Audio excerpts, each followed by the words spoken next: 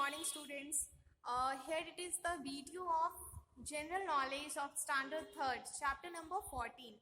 इस चैप्टर में हमें क्या पढ़ना है? चैप्टर 14. ये जो पढ़ाई चल रही है ये आपके सिलेबस के अकॉर्डिंग चल रही है. जैसे आपको आपका सिलेबस मिलेगा या फिर मिल चुका होगा तो आप उसमें देखोगे जो भी चैप्टर्स आ रहे हैं. तो हमने लास्ट चैप्टर 11 देखा था ना, तो इस वीडियो में हमें चैप्टर 14 देखना है. मतलब 12 और 13 आपके सिलेबस में नहीं है.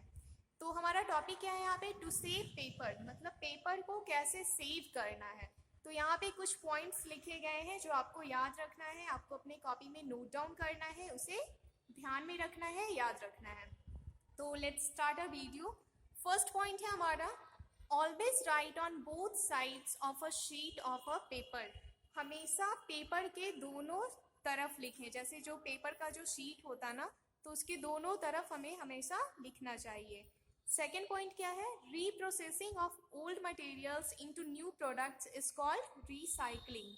रीसाइक्लिंग क्या होता है? रिसाइकलिंग किसको कहते हैं?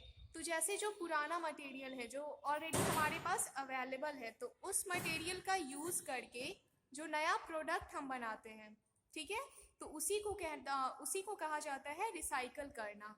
तो ये हो गया रिसाइकलिंग. थर्ड है reuse gift wrapping paper to save paper. जैसे गिफ्ट रैपिंग का जो पेपर होता है तो आप उसको रीयूज़ कर सकते हो. जैसे आपको किसी ने गिफ्ट भेजा, उसने उसे रैप करके भेजा, ठीक है, तो उसके बाद आपके पास वो आया तो आप उसे अच्छे तरीके से संभाल कर रख सकते हो और आप उसे दोबारा यूज़ कर सकते हो गिफ्ट रैपिंग के लिए. मतलब आपको किसी को मान लो गिफ्ट देना होगा तो आप उस पेपर का यूज़ कर सकते हो.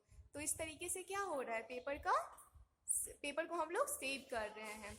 उसके बाद फोर्थ पॉइंट है हमारा, recycling prevents waste and reduces energy usages. Recycling करने से क्या होता है? ये वेस्ट को भी प्रिवेंट करता है. मतलब अगर ज़्यादा मटेरियल यूज़ हो रहा है तो ज़्यादा वेस्ट भी ओरिजिनेट होगा. अगर आपके पास सोर्सेज ज़्यादा है, मटेरियल ज़्यादा आप यूज़ कर रहे हो, तो उससे वेस्ट भी जनरेट तो ज़्यादा ही होगा ना.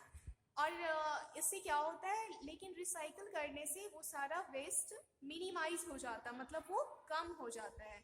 एंड रिड्यूसेस एनर्जी यूजेस, और जो एनर्जी हम यूज़ कर रहे हैं उसे भी वो कम कर देता है, ठीक है. और लास्ट पॉइंट है हमारा, यूज़ ओल्ड न्यूज़पेपर्स.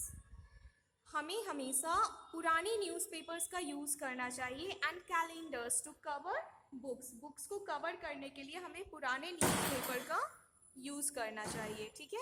आप जैसे कि बुक्स को कवर करना है, ठीक है, अगर आप किसी स्कूल में हो तब तो ऐसा कंपलसरी होता ना कि आपको स्कूल का ही कवर होना चाहिए.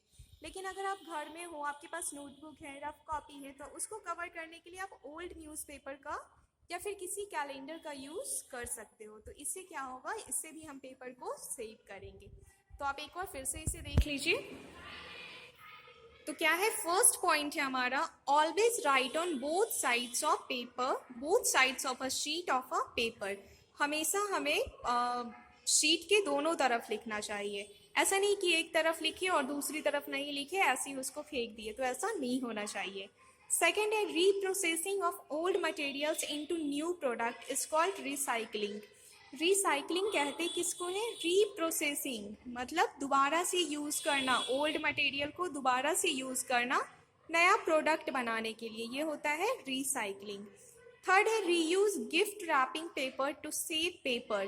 गिफ्ट रैपिंग का जो पेपर होता आप उसको रीयूज़ करें, मतलब उसको दोबारा से यूज़ करें. फोर्थ पॉइंट है हमारा, recycling prevents waste and reduces energy usage. Recycling करने से क्या होता है, ये वेस्ट को प्रिवेंट करता, मतलब वेस्ट जो ओरिजिनेट नहीं होता, कम ओरिजिनेट होता. ऐसा नहीं कि ओरिजिनेट ही नहीं होगा, लेकिन क्या होगा, कम होगा. एंड रिड्यूसेस एनर्जी यूसेज, और जो एनर्जी का यूज़ है उसको भी ये कम करेगा. लास्ट है हमारा, use old newspaper and calendars. आपको पुराने न्यूज़पेपर और कैलेंडर का यूज़ करना चाहिए टू कवर बुक्स को कवर करने के लिए. तो ये हो गया, यहाँ पे कुछ पॉइंट्स थे, ठीक है. तो ये आपको कॉपी में नोट डाउन करना है, इसी लिखना है. उसके बाद हम अपना नेक्स्ट चैप्टर स्टार्ट करेंगे.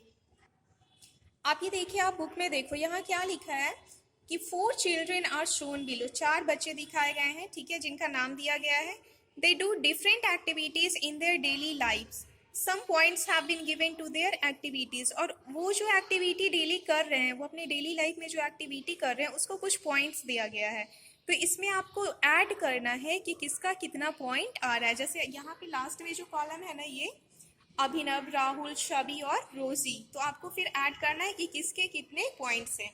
उसके बाद ये जो पॉइंट्स वाइज आपको दिया गया है, जैसे to save paper Abhinav writes on both sides of a sheet of paper, इसको 6 पॉइंट लिखा है यहाँ पे ऐड 6 पॉइंट, तो इसका मतलब इसको 6 पॉइंट मिल रहा है। उसके बाद क्या है, इसमें भी लिखा है ऐड 6 पॉइंट, राहुल नोस, इसमें भी 6 होगा। मान लो किसी में डिडक्ट लिखा है, जैसे यहाँ है डिडक्ट 3 पॉइंट, तो इसमें आपको 3 पॉइंट डिडक्ट करना है, मतलब माइनस करना है। उसके बाद ये टोटल करने के बाद जितना आएगा आप इसमें वो फिल कर देना, ठीक है। तो ये आप बुक में कर लीजिएगा, और जो अभी बताया गया ब्लैक बोर्ड पे, इसे आप कॉपी में नोट डाउन करोगे।